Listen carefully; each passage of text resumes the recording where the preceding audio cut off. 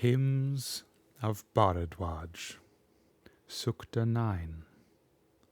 A day that is black, and a day that is argent bright, two worlds revolve in their different paths by forces that we must know.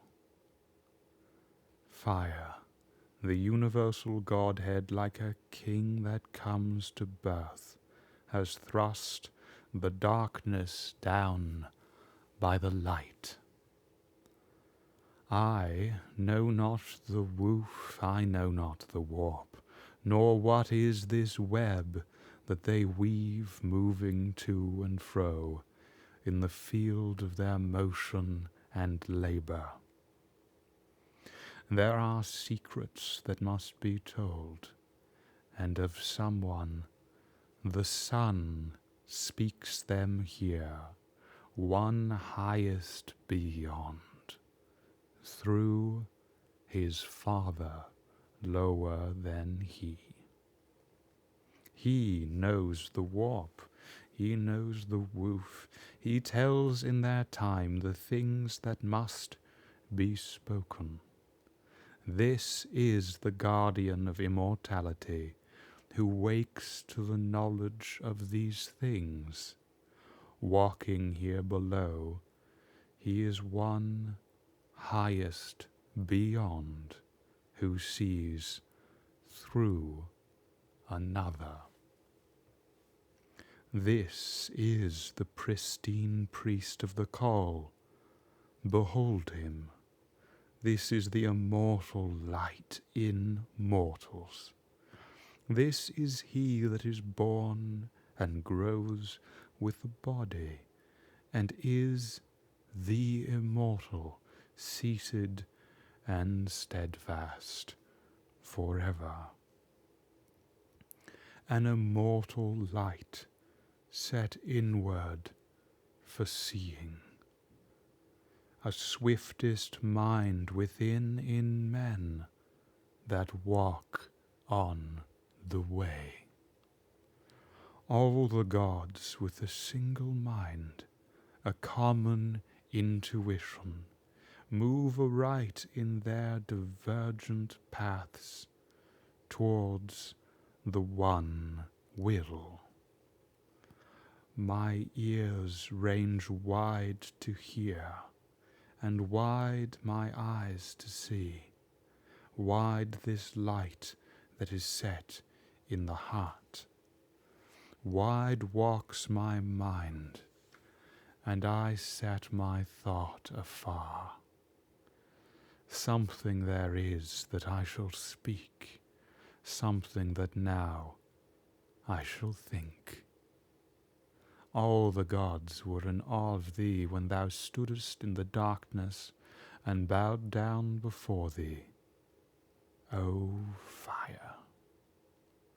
May the universal Godhead keep us that we may be safe.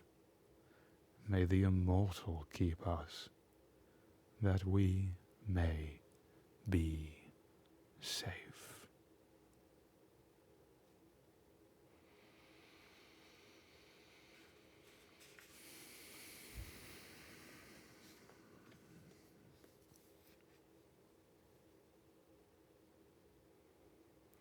And so, as one of the most sure inspirations, whose poetry and directness, comprehension, elevation comes to the essence of things, so pace by pace, motion by motion, unison to the fulfilled meaning of foundation and principle, is this unalienated instance of fulfilled witness and grace imparted. And I think you can trace from even this one formation many of the subsequent happenings that took the inspired instancing and backdrop of the cultural situation of India. But this, I think, more than almost any, comes to the universal philosophy beyond the accidental, the universal meditation, the fulfillment of the foundation of mind, beyond the accidental state, but to the full meaning and message of its expression and margin.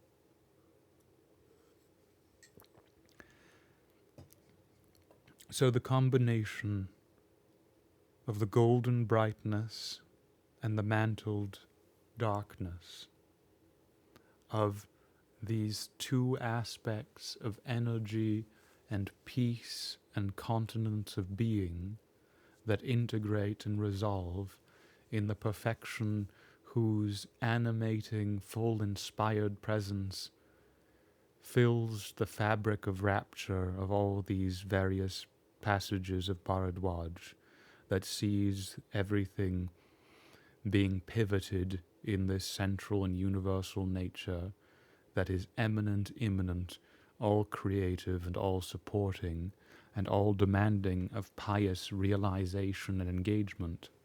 Here, the basic combination under this one aspect of the uninterrupted mantle of dark and of the golden energy at the communion and fulfillment of function of things, these two worlds, this day that is black and day that is argent bright, revolve in their different paths by forces that we must know. So we must know the governing exercise, the governing ruling condition, the governing force that governs the fulfillment of these realities and things. Fire, the universal Godhead, this illuminating presence and competency and communion of cause, like a king. So even beyond just enunciating, its full witness is one with the fabric of continuous inspiration. This universal and present entire condition, like a ruling supreme agency, comes to birth, thrusting down the darkness by the light, purifying the dimension and the seat and source and soul of its unconditioned and supernal truth and reality. But how is this fulfilled? I, narrow me these incidents of my situation and function and happening, I know not the warp and the woof, the way these two different things web themselves together into this universal presence and life. I know not the woof, I know not the warp, nor what is this web they weave, moving to and fro in the field of their motion and labour. And yet the intuition behind the roused premonition, there are secrets, though, that must be told, and of someone. The Son speaks them here, one highest beyond, through his Father lower than he. And so, in these intuitions of this reconciliation and resolution in uncreate continence of perfection of presence, that which is the perfect end, the perfect delivered purpose and cause of that perfect child, which coincides to the fulfillment of expressions, witness, and manifest processes forming, the inner thrall, the full perspective and mantle, all of the angles of dimensions come unto a witness through and of that pivotal essence and soul and point.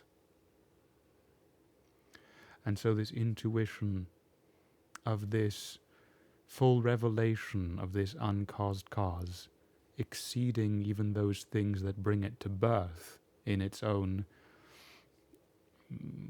marvelous expression, that the Son expresses himself through his Father lower than he.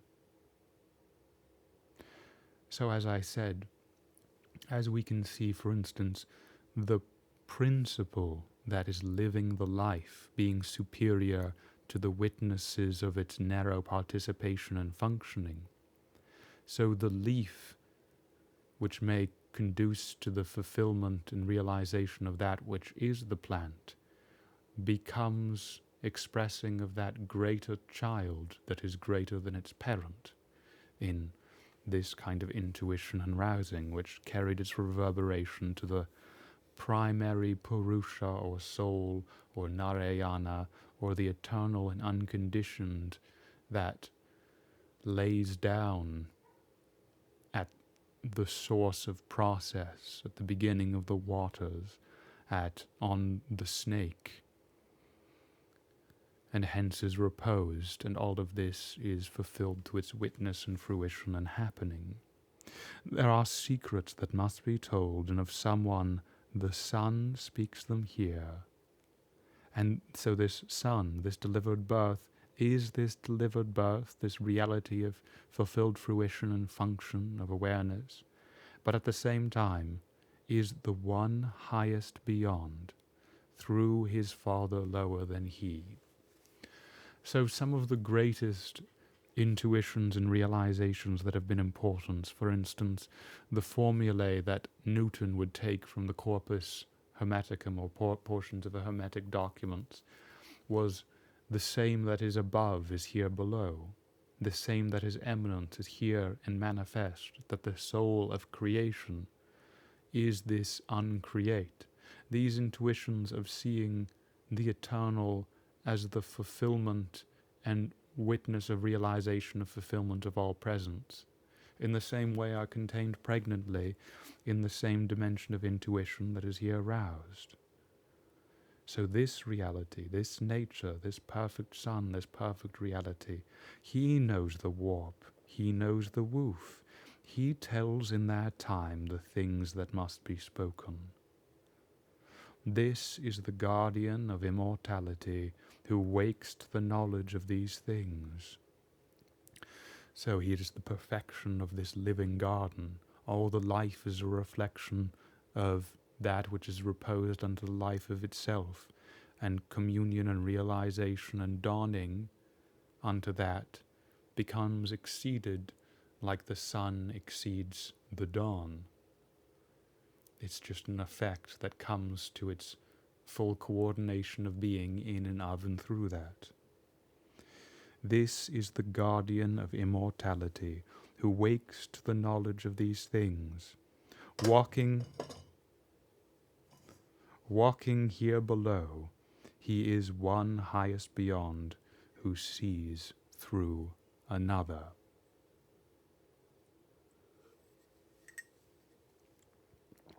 This is the pristine priest of the call, the true agency in the presence of solution and access, who knows the meaning of the right, the meaning of the realization, the meaning of the integration and communion. Behold him. Witnessing it is a central part and place to awakening to its full provenance and fold and hold of reality. This is the immortal light in mortals. If in the intuition that had previously been used and said, in this uncreate creation, that it becomes the eye of the intuition of the sacrifice, then even beyond that, that to which that eye is directed, the intention, the whole atmosphere, the integration of realization and presence of state, has to be that which is seen, has to be the purity and intensity and completeness of that which is seen, guiding and informing it to its full reality. So this, which is the true agency, the true priest of the call, which is both the call and the communion, is the immortal light in mortals, this undefiled purity, which all eyes are turned of and through and to. This is he that is born and grows with a body, and is the immortal seated and steadfast forever. So the same is unfolded, is lived, is grown in the body, is uncaused in its full inclusion of presence and parameter, but never leaves that which is ingenerable indeed is always constellated in that for which that constellation alone could be and exist. An immortal light set inward for seeing. So what is this light that is set in the condition of all mortality and manifestation and function? It is a light that has been set inward for seeing. A swiftest mind within in men that walk on the way. So the light, the mind, all these aspects of communion, association, attitude, integration, revelation and fulfillment of witness, purposefully is set within, dawning, beyond accidental placement or displacement, is continually renewed and recalled by the universal harmony of that residing in that of Brahman and Brahman, which constitutes the way. All the gods, all the divine dimensions, all the aspects, all of these sublime conditions of existence with a single mind. So what are we seeing? We're seeing this single intuition, this single mind, this single informing presence of reality, the universal that is common to all conditions of reflective resolution and witness, and our fulfilled realization of it. All of the gods with a single mind, a common intuition, move aright in their divergent paths towards the one will. And so this recollection, this communion, this captivation in and of and to this exclusive cause, that one will is the object, is the self, is the own being, is the full destination, and there is this unparted governance and alignment and reality at the soul and source and center of all things.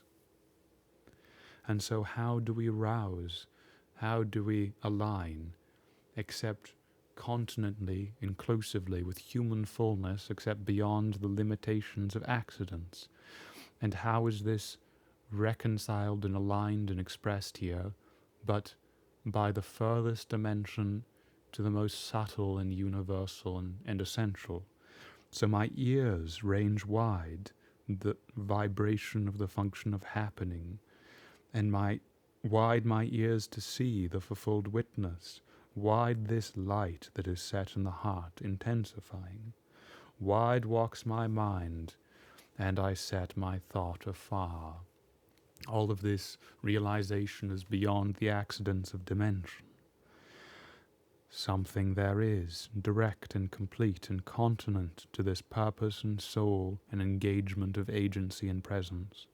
Something there is, that I shall speak, something that now I shall think. All the gods were in awe of thee when thou stoodest in the darkness and bowed down before thee, O fire.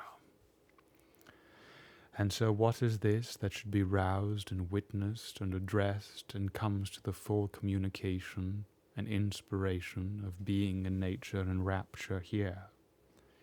Just as there is this principal presence, this principal conversion, this principal energy and seat and soul and competency of cause, it is that we are directing, expressing, aligning, integrating unto, even as all the divine dimensions were in awe, were in marvel, were in meditation, an unbroken instance of rapture, of this condition of presence and principle.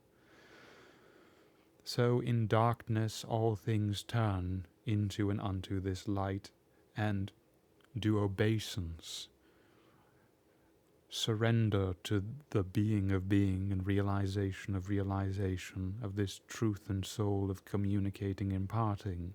All the gods were in awe of thee when thou stoodest in the darkness and bowed down before thee, O fire. May the universal Godhead keep us that we may be safe. May the immortal keep us that we may be safe. And so, beyond these accidents, it's continuously expressing itself past accidents. If there is a truth, if there is a continence, if there is this universal and same that is the linchpin and connection of the fulfillment of function through all happening, then this universal divine, this universal unalienated Godhead is that reality, and it is that which must keep us safe. And if there is all these reflections in the truth of this ingenerable, then alone that ingenerable, direct, living access of reality is that which can keep us safe. And in this there is a sublime and universal importance which lives into the fabric and fibre of all inspiration and witness and truth. Namely, what gives the dignity and reality of meaning and moment and merit to expression is that which realizes the expression. So having full participation to the union and cleansing and realization which is of full natural functioning and consciousness is that which grows to the fulfillment of that expression of principle and founding. It's not through accidents, it's not through hollow, ephemeral being blunted by blows from without, to borrow a conception of Heraclitus, that asses are tended by blows, but by the meaning, by the truth, by the realization from within, that we come to true realization, regard, and founding. So, situations of interaction are only of use insofar as they allow the full conducing, self-dignifying realization to that continent soul and truth and connection and margin. If they impede that, if they live in a different manner of association, then you're not relating to the reality, you're relating to a broken and indiscernible echo. So if you care about the meaning and depth and condition of purity and realization that was awoken in a mind, you realize that realization in that mind. You realize the meaning in that sage. You don't relate yourself to things that may have tagged themselves on as accidental parts afterwards. I don't look to understand the happenings of universal formation in the mind of a Parmenides or a Diotima or a Socrates through the broken medium of manipulation of a sophist's mind, of an Aristotle's mind, that don't understand even the terms of that fulfilled being's connection. And so I think the reawakening to the meaning and the significance and the direct and universal conception therein for all conditions of cultural relation are important. Because even the most valuable thing that's in the mind of, say, a Dickens or a Shakespeare or a Tolstoy or any other is the linchpin of realization, of imagination, of communicating fulfillment that isn't going to be held by seeing imitations, seeing posters or what have you. It's only through realizing the living grace that comes unto the fulfilled meaning, integrity, and resolution of fulfilled imparting. And the more intensive and the more profound, the more altogether necessary and enlivening and inspiring this is. And nowhere do I think we can find it more enriched and present than in these, as in other things we can treat, unto our fulfillment in ourselves.